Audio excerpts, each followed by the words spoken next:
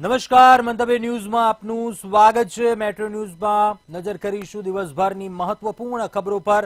સૌપ્રથમ વાત કરીશું મહત્વપૂર્ણ સમાચાર સામે આવી રહ્યા છે। રાજ્યના ફૂડ એન્ડ ડ્રગ્સ વિભાગે નકલી દવાની કંપની ઝડપી છે। હર્બલ દવાના નામે એલોપેથિક દવાઓ ઉમેરી દવા વેચતી કંપની ઝડપી છે। રાજ્યના ફૂડ એન્ડ ડ્રગ્સ કમિશનરે માહિતી આપી આ મામલે। હર્બલ દવાઓના નામે કામવર્ધક કેપ્સ્યુલમાં ઉમેરતા હતા। તમામ દવાઓ એક્સપોર્ટ થતી હોવાનું પણ સામે આવ્યું છે। તપાસ દરમિયાન એવા ચોંકાવનારા ખુલાસા પણ થયા છે। અમદાવાદમાંથી આ નકલી દવાનું કારખાનું ઝડપાયું છે। કઠવાડા એસજી હાઈવેની ઓફિસમાંથી આ કારખાનું ઝડપાયું છે। ફૂડ એન્ડ ડ્રગ્સ વિભાગે 31 લાખથી વધુનો મુદ્દામાલ જપ્ત કર્યું છે। હર્બલ દવાઓના નામે કામવર્ધક કેપ્સ્યુલમાં ઉમેરતા હતા। તમામ દવાઓ એક્સપોર્ટ થતા હોવાનું સામે આવ્યું છે।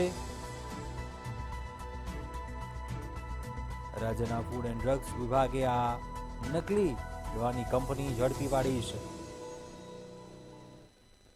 રાજ્યના નાગરિકોને શુદ્ધ ખોરાક મળી રહે, શુદ્ધ દવા મળી રહે તેના માટે રાજ્ય સરકાર, રાજ્યનો આરોગ્ય વિભાગ અને ફૂડ એન્ડ ડ્રગ ડિપાર્ટમેન્ટ સતત કટિબદ્ધ છે।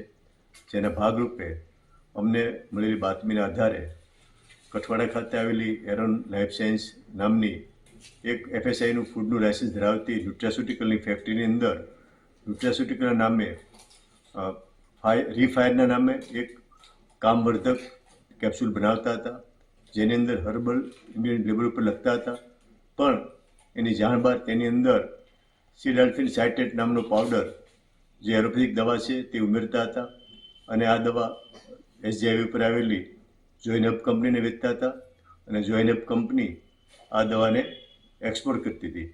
અમારી ટીમે જોઈનહબનું ગોડાઉન ચાંગોદર, એસજી હાઈવેની ઓફિસ અને કઠવાડા ખાતે આવેલી એરોન લાઈફ સાયન્સમાં દોરડા પાડીને લગભગ 31 લાખનો મુદ્દામાલ જપ્ત કર્યો છે। 4 દવાના નમૂના લીધેલા છે અને એક એક્સપોર્ટનું દવાનું કામ હતું, સેન્ડનું લાયસન્સ હતું, એટલે સીડીએસની ટીમને સાથે રાખીને એપ્લિકેશન અધિકારીઓ કામગીરી કરેલ છે। વધુ વિગતો મેળવે સંવાદદાતા ઉજ્જવલ વ્યાસ પાસેથી। ઉજ્જવલ, નકલી દવાની આ કંપની ઝડપાઈ છે, કેટલા સમયથી આ નકલી દવાની કંપની હતી, કુલ કેટલો જથ્થો જપ્ત કરાયો છે, કેટલા લોકોની સંડોવણી હતી, કોની ધરપકડ થઈ છે, શું કાર્યવાહી હાથ ધરાઈ છે ત્યાર સુધીમાં, શું વિગતો? જે કોઈ જે કઠવાડા અમદાવાદની અંદર કામવર્ધક કેપ્સ્યુલ જે હર્બલ ની અંદર બનાવવાનો એક દાવો કરવામાં આવી રહ્યો હતો, પરંતુ આ સંચાલકો તરફથી હર્બલ દવાની અંદર એલોપેથિક દવા ઉમેરીને એક્સપોર્ટ કરતા હોવાનું ફૂડ એન્ડ ડ્રગ્સના ધ્યાનમાં આવ્યું છે। Food and drugs commissioner HG કોશિયાને આ બાબતની ધ્યાન થતા એમને તાત્કાલિક એમને રેડ કરાવી હતી। કઠવાડાથી આખું રેકેટ ઝડપાયું છે। કુલ 31 લાખ રૂપિયાનો મુદ્દા માલ જપ્ત કરવામાં આવે છે। આ ઉપરાંત એસજી હાઈવેથી આ દવાઓનું એક્સપોર્ટ કરવાની કામગીરી ચાલતી હતી, તો ત્યાં જે સ્ટોક પડ્યો હતો તેને સીલ કરવામાં આવે છે। એસજી હાઈવે ઉપરાંત કઠવાડા અને ચાંગોદરમાં પણ આ ફેક્ટરી આવી રીતે ધમધમતી લાંબા સમયથી આવી રીતે કેપ્સ્યુલોનું વેચાણ થતું હતું। સંચાલકોની અટકાયત કરી છે। જોકે કુલ આની અંદર કેટલા લોકો સંડોવાયેલા છે, ઉપરાંત ક્યાં ક્યાં આ લોકોએ માલ સપ્લાય કરે છે તેની તજવીજ અત્યારે હાલ ચાલુ છે, તપાસ ચાલુ છે અને આ નેટવર્ક આખું ફૂડ એન્ડ ડ્રગ્સ વિભાગ તરફથી પકડવામાં આવ્યું છે। આગામી દિવસોમાં એટલે કે 1-2 દિવસની અંદર આ બાબતના વધુ ખુલાસા કરવામાં આવશે। જી ચોક્કસથી ઉજ્જવલ, આભાર જાણકારી આપવા બદલ। હર્બલ દવાઓના નામે સમગ્ર મામલો ચાલી રહ્યો હતો, જે દવાઓ હતી તે એક્સપોર્ટ થતા હોવાનું પણ જાણવા મળ્યું છે।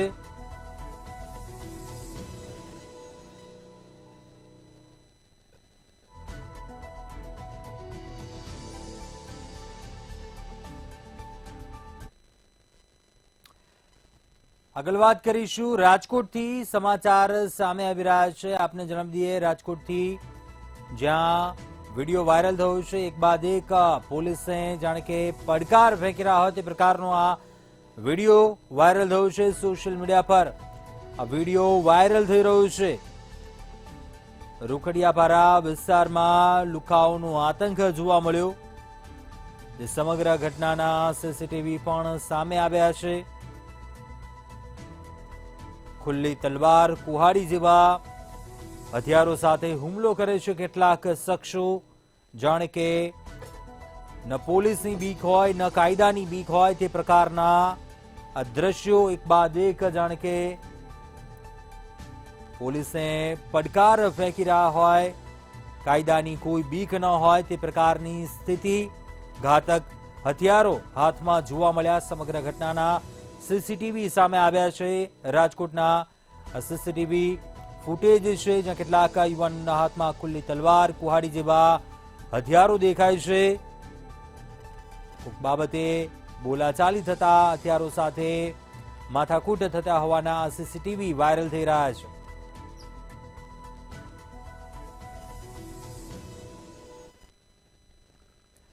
ભણશે ગુજરાત તો આગળ વધશે ગુજરાત. જી હા, જે પ્રકારે આપને જણાવી દઈએ, આ ક્યાંક સ્લોગન છે, કેમ કે ગુજરાતમાં બાળકો અભ્યાસ કરે તે પ્રકારની અનેક વ્યવસ્થાઓ છે, પરંતુ મહેસાણા ગોઝારિયાની શાળાઓનું ઇન્ફ્રાસ્ટ્રક્ચર સારું નહીં હોય તો કેવી રીતે ભણશે ગુજરાત? આ સવાલ થઈ રહ્યો છે, કેમ કે શાળાઓના ઓરડા જર્જરિત થઈ ગયા છે. સિમેન્ટના પતરા તૂટીને પડે તેવી હાલતમાં છે. શું આ ઓરડાઓમાં ગુજરાત ભણશે તેવો સવાલ થઈ રહ્યો છે? જોઈશું આ ખાસ રિપોર્ટ. મહેસાણા ગોઝારિયાની કન્યા અને કુમાર શાળાના વધુ દેખાતા ઓરડા બિનઉપયોગી છે. ગોઝારિયાની કન્યા શાળામાં 333 વિદ્યાર્થીની અભ્યાસ કરે છે. કન્યા શાળામાં કુલ 14 રૂમ છે, જેમાંથી 8 રૂમ તો ખંડેર જાહેર કર્યા છે. બાકીના 6 રૂમમાં 333 વિદ્યાર્થીનીઓની અભ્યાસ કરવાની ફરજ પડે છે. કુમાર શાળામાં પણ સિમેન્ટના પતરાવાળા 16 ઓરડા છે. 16 ઓરડા પૈકી 11 ઓરડાને 2021 થી ડેમેજ સર્ટી આપી ડેમેજ જાહેર કરવામાં આવ્યા છે. બાકીના 5 ઓરડામાં 195 વિદ્યાર્થીઓની અભ્યાસ કરાવાય છે. બંને શાળાઓમાં 2 પાળીમાં અભ્યાસ કરાવાય છે. 2021 થી અત્યાર સુધી નવા ઓરડાની માંગણી તો કરાય છે, પરંતુ મંજૂર થયા નથી. અત્યારે ગોઝારિયા પ્રાથમિક કન્યા શાળામાં કુલ 14 વર્ગખંડો છે.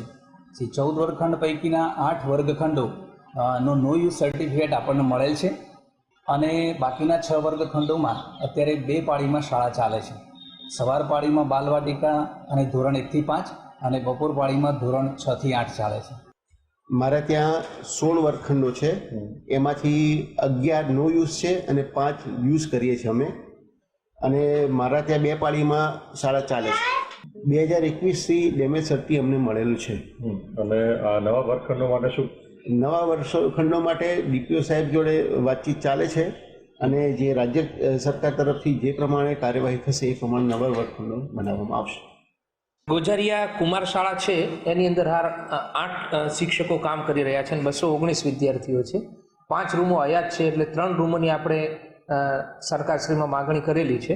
એવી જ રીતે કન્યા શાળામાં 346 વિદ્યાર્થીઓ છે અને 11 શિક્ષકો છે. 6 રૂમો હયાત છે અને 5 રૂમોની આપણે માગણી કરેલી છે. અને જેવી આ મંજૂર થશે એવી આપણે તરત જ એને બનાવવાની કામગીરી શરૂ કરાવશું. વિદ્યાર્થીઓના વાલીઓ પોતાના બાળકોની આ જર્જરિત શાળાના ઓરડાઓ મુદ્દે રજૂઆતો કરીને થાક્યા, પણ નવા ઓરડા મંજૂર થયા નથી. હવે વિદ્યાર્થીઓની સિમેન્ટના પતરાવાળા ઓરડાઓમાં ભણશે કે સરકાર નવા ઓરડા મંજૂર કરે છે, એ તો સરકાર પર છે. બ્યુરો રિપોર્ટ, મંતવ્ય ન્યૂઝ, મહેસાણા.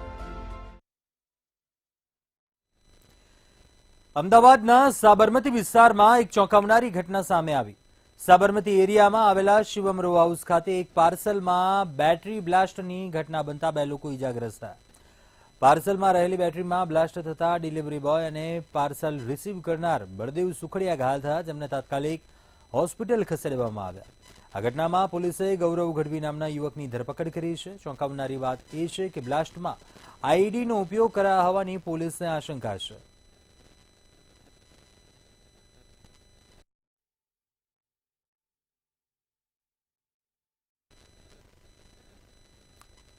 વડોદરામાં સંકલન બેઠક યોજાઈ. આ બેઠકમાં ખાણ ખનીજની કામગીરી પર સવાલો ઉઠાવવામાં આવ્યા.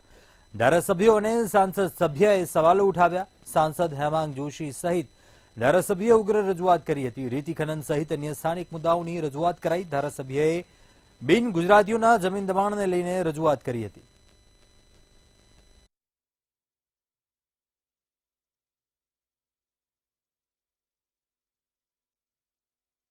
તો કાયદા પ્રમાણે સ્ટેમ્પ ડ્યુટી ઓછી હોય તો દસ્તાવેજ છૂટો કરવામાં જ નથી આવતો. તમે લોકોએ જોઈ લીધું કે સ્ટેમ્પ ડ્યુટી પૂરી ભરી છે, પછી તમે દસ્તાવેજ છૂટો કરો છો અને પછી કોઈને કોઈ કારણ સંજોગી લોકો નોટિસો મોકલી અને ખેડૂતોને અને બિલ્ડરોને હેરાન કરતા હોય છે. એ ના કરવા જોઈએ. એ સિવાય વડોદરા તાલુકો અને વાઘોડિયા તાલુકાની અંદર બિલકુલ ગૌચર ઉપર ખૂબ મોટા પ્રમાણમાં દબાણ થયું છે અને ગૌચરની જગ્યા દિવસે દિવસે ઘટતી જાય છે. એટલે તો રેતી ખનન જે અમારે ત્યાં કર્ણેક ને પટ્ટા પર છે અને કરનાળી બાજુના પટ્ટા પર છે એ બાબતની ચર્ચાઓ થઈ છે. એમાં કાયદેસરના લીઝ ધારકો સિવાય જે ચોરીઓ થાય છે એ બાબતની ચર્ચાઓ થઈ છે. અણખોલના લોકોને જે પાણીની તકલીફો છે, સ્ટ્રીટ લાઇટની, ગટરની અને રસ્તા પર જે જીબીના થાંભલાઓ છે એ હટાવવા નહીં આવતા, રસ્તા નથી બનતા, એ બાબતની ચર્ચાઓ કરી છે. પાદરા વિધાનસભાના પાદરા નગરપાલિકામાં આવાસ યોજના હેઠળ ફ્લેટ બનાવવા માટે જમીનના મુદ્દાનો પ્રશ્ન હતો કે જે તે એજન્સી દ્વારા ત્યાં સર્વે કરવામાં આવતો નથી, જેથી કરીને આવાસ યોજનાની સ્કીમ અટકી રહી છે. તો વહેલામાં વહેલી તકે આ પોકેટને સ્લમ પોકેટ તરીકે જાહેર કરવામાં આવે, એજન્સી દ્વારા સર્વે કરવામાં આવે અને ત્યારબાદ આવાસ બનાવવાનો ત્યાં કામગીરી શરૂ કરવામાં આવે તે પ્રશ્ન હતો અને તેનું આજરોજ નિરાકરણ આવી ગયું છે. વડોદરામાં ગુજરાત રિફાઇનરીમાં વધુ એક બ્લાસ્ટ થયા હોવાની ઘટના સામે આવી. રિફાઇનરીમાં 2 થી વધુ બ્લાસ્ટને લઈ આગ લાગતા કર્મચારીઓને સુરક્ષિત બહાર નીકાળવામાં આવ્યા હતા. ધુમાડાના ગોટે ગોટા દૂર સુધી નજરે પડ્યા હતા. આ બ્લાસ્ટની ઘટનામાં 2 કર્મચારીઓના મોત થયા, જ્યારે 11 નવેમ્બરના રોજ પણ રિફાઇનરીમાં 2 બ્લાસ્ટ થયા હતા.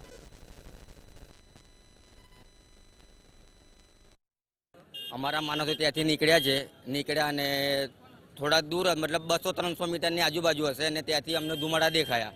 એટલે ખબર પડી કે આગનો બનાવ થયો. એટલે ત્યાંથી પછી અમારા માણસોને બધા અમે લોકો ત્યાંથી નીકળી ગયા અને હજુ રસ્તામાં થોડેક જ પહોંચ્યા બીજો એક બ્લાસ્ટ પણ થયો અંદર અને આગ પછી ઠેક ઉપર લગીને ગતી રહી. એટલે ત્યાંથી પછી અમે બધા માણસોને જોડે લઈ અને પછી અમે લોકો ત્યાંથી નીકળી ગયા. એનો તો કોઈ આઈડિયા નથી યાર હવે, કેમ કે ત્યાં કોણ હતું, કોણ શું છે એનો તો કોઈ આઈડિયા નથી.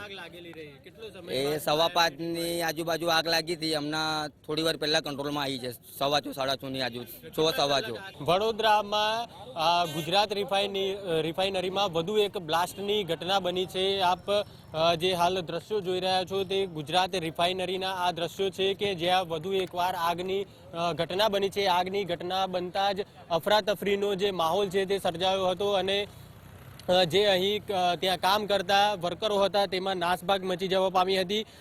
જે પ્રત્યક્ષદર્શી વર્કરો છે તેમના મત પ્રમાણે જે આગ લાગી હતી તેમાં 2 થી 3 બ્લાસ્ટ પણ થયા હતા તેવું તેમનું કહેવું છે અને જેનાથી નાસભાગ મચી જવા પામી હતી. ગત 11 નવેમ્બરના રોજ પણ બપોરે અને સાંજે એમ 2 બ્લાસ્ટ થયા હતા અને વધુ એકવાર આ બ્લાસ્ટની ઘટના બની છે. બ્લાસ્ટની ઘટનાની જાણ થતાં જ ફાયર બ્રિગેડની ટીમ જે છે તે અહીં દોડી આવી હતી અને આગને કંટ્રોલ કરવા માટે ભારે જહેમત કરી હતી અને ભારે જહેમત બાદ આ આગ જે છે તે કંટ્રોલમાં આવી હતી. આપ હાલ જે દ્રશ્યો જોઈ રહ્યા છો તે ગુજરાત રિફાઇનરીના દ્રશ્યો છે કે જ્યાં આગ બ્લાસ્ટ બાદ આગ લાગવાની ઘટના બની છે. ગત 11 નવેમ્બરના રોજ પણ જે બેન્ઝિન ટેન્કમાં બ્લાસ્ટની ઘટના બની હતી તેમાં 2 કર્મચારીઓના મોત થયા હતા. ત્યારબાદ હવે વધુ એકવાર આગની આ ઘટના બની છે, બ્લાસ્ટ થયો છે, ત્યારે કર્મચારીઓ પણ હવે ભયભીત થઈ ઉઠ્યા છે. તેમના જે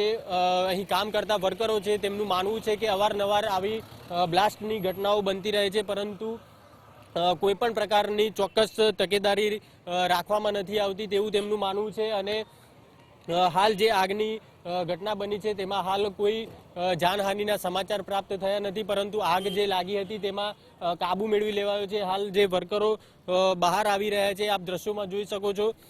5:15-5:30ની આસપાસ આ આગનો બનાવ બન્યો હતો, જે બાદ આ આગને ફાયર બ્રિગેડ દ્વારા કાબૂમાં લઈ લેવામાં આવી હતી. 5:30 સાડા 5ની આસપાસ આગનો બનાવ બન્યો અને લગભગ 6:15 થી 6:30 સુધીના સમય દરમિયાન ફાયર બ્રિગેડ દ્વારા ભારે જહેમત બાદ આ આગ પર કાબુ મેળવવામાં આવ્યો હતો. ત્યારે સૌથી મોટો સવાલ એ થઈ રહ્યો છે કે અવારનવાર આવા આગના બનાવો બને છે, તેમ છતાં કોઈ પણ પ્રકારની કાળજી કેમ નથી રાખવામાં આવતી, તે સૌથી મોટો સવાલ છે. અને જે અહીં કામ કરતા વર્કરો છે તેમની સેફટીનું શું, તે પણ સૌથી મોટો સવાલ છે. કેમેરામેન કેતન સિંધે સાથે દર્શન ચૌધરી, મંતવ્ય ન્યૂઝ, વડોદરા. પ્રધાનમંત્રી આવાસ યોજના અંતર્ગત આવાસો સાકાર કરવામાં આવી રહ્યા છે, ત્યારે સુરતમાં પણ આ યોજના અંતર્ગત સુરત મહાનગરપાલિકા દ્વારા આવાસોનો ડ્રો કરવામાં આવ્યો હતો. 2717 આવાસોના ડ્રો કેબિનેટ મંત્રી CR પાટીલના હસ્તે કરાયો હતો. ઉમરા પોલીસ સ્ટેશનની બાજુમાં આવેલા કૃષ્ણકુંજ પાર્ટી પ્લોટ ખાતે ડ્રોનો કાર્યક્રમ યોજાયો હતો.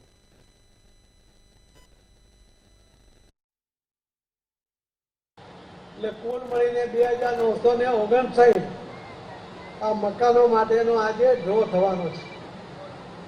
મારી આપ સૌને આ મકાન આપને પ્રાપ્ત થાય, આપના કુટુંબ સાથે આ મકાનોમાં આપ રહીને આપના જીવનને આપના બાળકો સાથે સારી રીતે જીવન વ્યતીત કરી શકો, પોતાના ઘરમાં રહી શકો, એના માટે ખૂબ ખૂબ શુભેચ્છા પાઠવું છું. આજે સુરત મહાનગરપાલિકા દ્વારા સુરત શહેરમાં 2959 જેટલા આવાસોનું ડ્રો કરવામાં આવ્યું છે. ગુજરાતના માનનીય મુખ્યમંત્રી શ્રી દ્વારા હવે જેટલા પણ આવાસો બાકી રહી ગયા છે તમામને કબજા સોંપાઈ જાય એમના માટેની ઝુંબેશ હાથ ધરેલ છે. અને આ ઝુંબેશના ભાગ સ્વરૂપે આજે સુરત મહાનગરપાલિકાના 193 કરોડના આવાસોનું ડ્રો થયું છે. માનનીય કેન્દ્રીય મંત્રી શ્રી CR પાટીલ સાહેબના વરદ હસ્તે આ ડ્રો કરવામાં આવ્યા હતા. આગળ વાત કરીશું, અમદાવાદથી સમાચાર સામે આવી રહ્યા છે. અસામાજિક તત્વોના આતંક બાદ પોલીસ તંત્ર એલર્ટ થયું છે. સંવેદનશીલ વિસ્તારોમાં પોલીસે સઘન ચેકિંગ હાથ ધર્યું છે. જેસીપી નીરજ બડગુજરની આગેવાનીમાં ચેકિંગ હાથ ધરવામાં આવ્યું. શાહપુર, કારંજ, માધુપુરા વિસ્તારમાં ચેકિંગ કરવામાં આવ્યું. જેસીપી, એસીપી સહિત 11 PI દ્વારા ચેકિંગ હાથ ધરવામાં આવ્યું. સંવેદનશીલ વિસ્તારો છે ત્યાં ચેકિંગ હાથ ધરાયું. બુટલેગર અને ગુનાહિત ઇતિહાસ ધરાવતા લોકોને ત્યાં ચેકિંગ હાથ ધરવામાં આવ્યું. વાહનોની સાથે બુટલેગર આરોપીઓના ઘરોમાં પણ ચેકિંગ કરવામાં આવ્યું. 400 જેટલા પોલીસ કર્મીઓ જે પોલીસ કોમ્બિંગમાં જોડાયા. જેસીપી નીરજ બડગુજરની આગેવાનીમાં ચેકિંગ હાથ ધરાયું. અમદાવાદના સંવેદનશીલ વિસ્તારોમાં કાર્યવાહી ચેકિંગ હાથ ધરવામાં આવ્યું છે. પોલીસ તંત્ર એલર્ટ થયું છે. પાછલા કેટલાક દિવસોમાં અમદાવાદમાં જે ઘટના સામે આવી તે બાદ ક્યાંક આ કાર્યવાહી કરવામાં આવી રહી છે.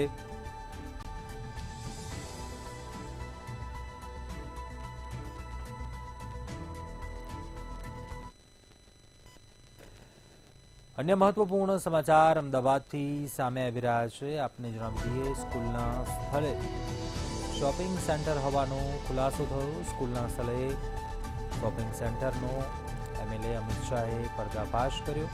જમાલપુરમાં સરકારી શાળાની જગ્યાઓ ઉપર દુકાનો બંધ થઈ, ત્યારે તાત્કાલિક દુકાનદારો દુકાન ખાલી કરીને રવાના થઈ રહ્યા છે. ભાજપ ધારાસભ્ય અમિત શાહે અધિકારીઓનો ઉધડો લીધો.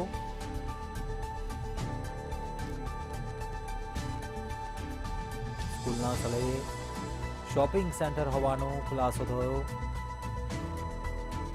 MLA અમિત શાહે આ પર્દાફાશ કર્યો. જે જમાલપુરમાં સરકારી શાળા આવેલી છે તે જગ્યાઓ ઉપર દુકાનો બંધ થઈ, તાત્કાલિક દુકાનદારો જે દુકાન ખાલી કરીને રવાના થઈ રહ્યા છે.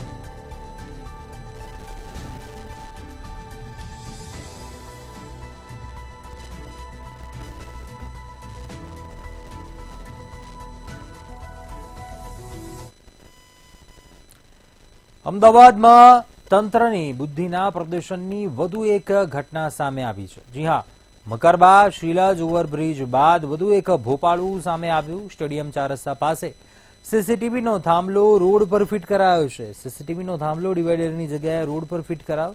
રસ્તા પર થાંભલો ફિટ કરાયો હોવાથી અકસ્માત સર્જાય છે. તંત્રની ભૂલે પ્રજાને પરેશાની વેઠવાનો વારો આવ્યો છે. પ્રજા ટેક્સ ભરે છે અને તંત્ર આવી મૂર્ખતા કરે છે. સાથે જ 2 દિવસ પહેલા પણ અહીંયા અકસ્માત સર્જાયો હતો.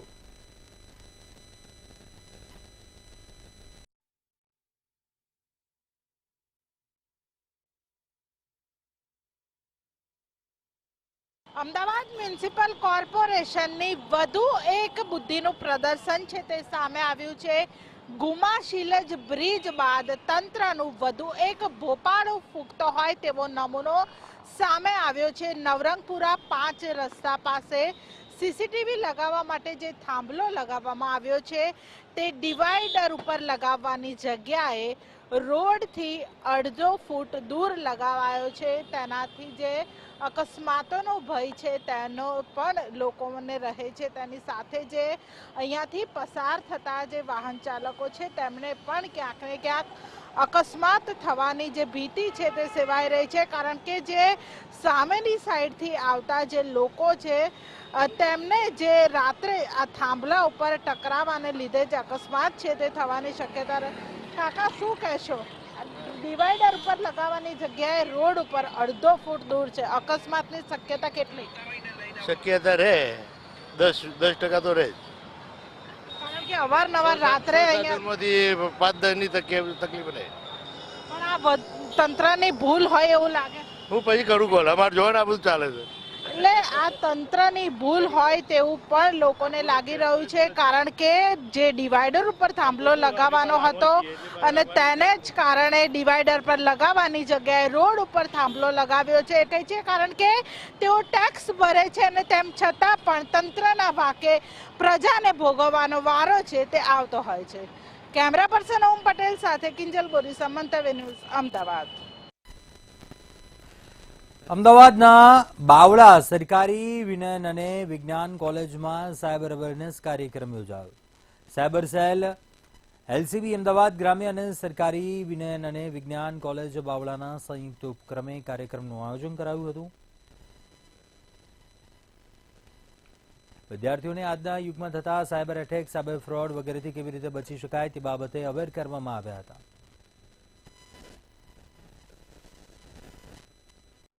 જેમાં 130 વિદ્યાર્થીઓ કોલેજના હાજર રહ્યા તથા ફેકલ્ટી મેમ્બર પણ હાજર રહ્યા, જેમને digital arrest, Telegram fraud, investment fraud, invitation fraud તેમજ સાયબર ક્રાઇમના અલગ અલગ ફ્રોડ બાબતે જાગૃતિ આપી તેમજ તેમને પ્રેઝન્ટેશન, વિડીયોઝ તેમજ એમને શીખવાડવામાં આવ્યું કે કઈ રીતે સાયબર ક્રાઇમથી બચી શકો છો. સાયબર અવેરનેસ કાર્યક્રમ અંતર્ગત સાયબર સેલ એલસીબી અમદાવાદ ગ્રામ્ય દ્વારા એક વિદ્યાર્થીઓ અને સમાજમાં જાગૃતતા પેદા થાય એ અંતર્ગત સરસ એક કાર્યક્રમ થઈ ગયો. આ કાર્યક્રમમાં ઘનશ્યામ ગૌતમ સર સરસ રીતે અને એમની ટીમે પણ સરસ રીતે વિદ્યાર્થીઓને પાવરપોઈન્ટ પ્રેઝન્ટેશન દ્વારા સરસ માહિતી આપેલી હતી. કચ્છમાં નકલી ઈડી બાદ હવે નકલી ડ્રાઇવિંગ લાયસન્સનો કૌભાંડનો મામલો સામે આવ્યો. નખત્રાણા પોલીસે નકલી ડ્રાઇવિંગ લાયસન્સનું કૌભાંડ ઝડપ્યું હતું. પોલીસે નકલી 10 ડ્રાઇવિંગ લાયસન્સ સાથે એક શખ્સને ઝડપ્યો. કોટડા જડોદરના ભરત મેરિયા નામના શખ્સની પોલીસે અટકાયત કરી. દુકાનમાં નકલી ડ્રાઇવિંગ લાયસન્સ બનાવીને લોકોને વેચાણ કરતો હતો. ત્યારે પોલીસે લેપટોપ, કોરા કાર્ડ, પારદર્શક કવર સહિતનો મુદ્દામાલ કબજે કર્યો અને વધુ કાર્યવાહી હાથ ધરી છે.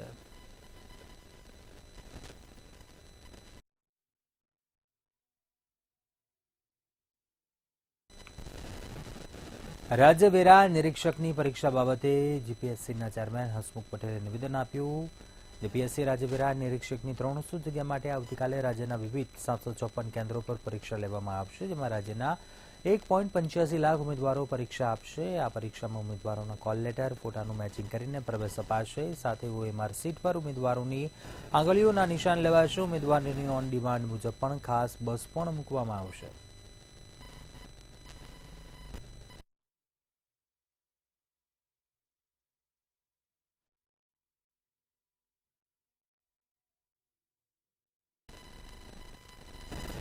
આજે મહેસાણા અમદાવાદ હાઈવે ઉપર ટ્રાન્સપોર્ટ માલિકો વિરોધ કરવા એકત્રિત થયા. મહેસાણા અમદાવાદ હાઈવે ઉપર તેની નિયત રકમથી અનેક ગણા કરોડો રૂપિયા ટોલ ટેક્સ ઉઘરાવી લીધો છે અને તેમ છતાં ટોલ ટેક્સ ઉઘરાવવાનું હાલમાં પણ ચાલુ હોવાથી ટ્રાન્સપોર્ટ માલિકોએ અલગ રીતે વિરોધ કરવાનું શરૂ કર્યું. ટ્રાન્સપોર્ટ માલિકોએ વૈકલ્પિક સમાંતર રોડ પર વાહનો દોડાવવાનું શરૂ કર્યું છે. ઉત્તર ગુજરાતના તમામ ટ્રાન્સપોર્ટ માલિકોએ વિરોધમાં આજથી ટોલ વિનાના રોડ ઉપર વાહનો દોડાવવાના શરૂ કરી દીધા છે.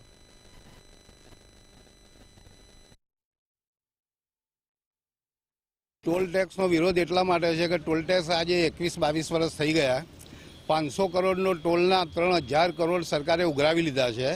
હજુ સરકારને બીજા 19,000 કરોડ રૂપિયા જોઈએ છે એવા અમને સમાચાર મળેલા છે.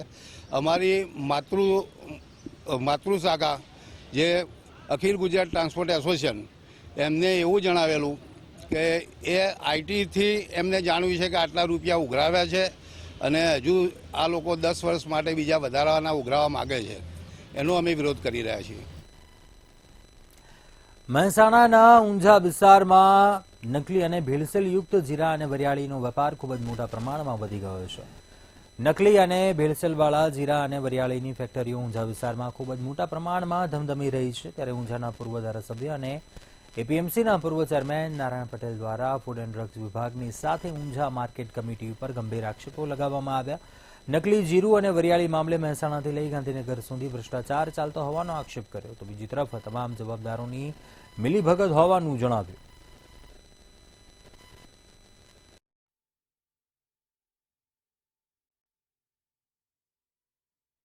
મહેસાણાથી લઈ ગાંધીનગર સુધી નર્દમ ભ્રષ્ટાચાર ચાલી રહ્યો છે અને એના કારણે આ ભેળસેળિયા એક બેફામ બની ગયા છે. જેટલા આજે કોઈને સારું જીરું મોકલવું હોય તો અમુક વેપારી પ્રમાણિક છું. મારો વેપાર ગંજમાં 61 વર્ષની દુકાન છે. કદાપી ભેળસેળ કરી નથી, પલાળેલો માલ લીધો નથી, એવા કેટલાય વેપારી છે. નકલી જીરાની પ્રવૃત્તિ કરવાવાળા પોતાના ટૂંકા સ્વાર્થ માટે આવું ભેળસેળની પ્રવૃત્તિ કરે છે એ પણ ખૂબ જ ખોટું છે અને ચલાવી ન લેવાય. અમારી વારંવાર સરકારમાં પણ રજૂઆત હોય છે અને પોલીસ તંત્રમાં પણ અમે કહેતા હોઈએ છીએ, આરોગ્ય વિભાગમાં પણ કહેતા હોઈએ છીએ કે આરોગ્ય સાથે ચેડા કરતા આવા નકલી ધંધા કરવાવાળા ઉપર સખતમાં સખત કાર્યવાહી કરવી અને આ પ્રકારની પ્રવૃત્તિ સદંતર બંધ થાય એ દિશામાં અમારા પ્રયાસો અને પ્રયત્નો છે. અત્યારે હાલ બુલેટિનમાં બસ આટલું બધું. સમાચાર માટે આપ જોતા રહો મંતવ્ય ન્યૂઝ. નમસ્કાર.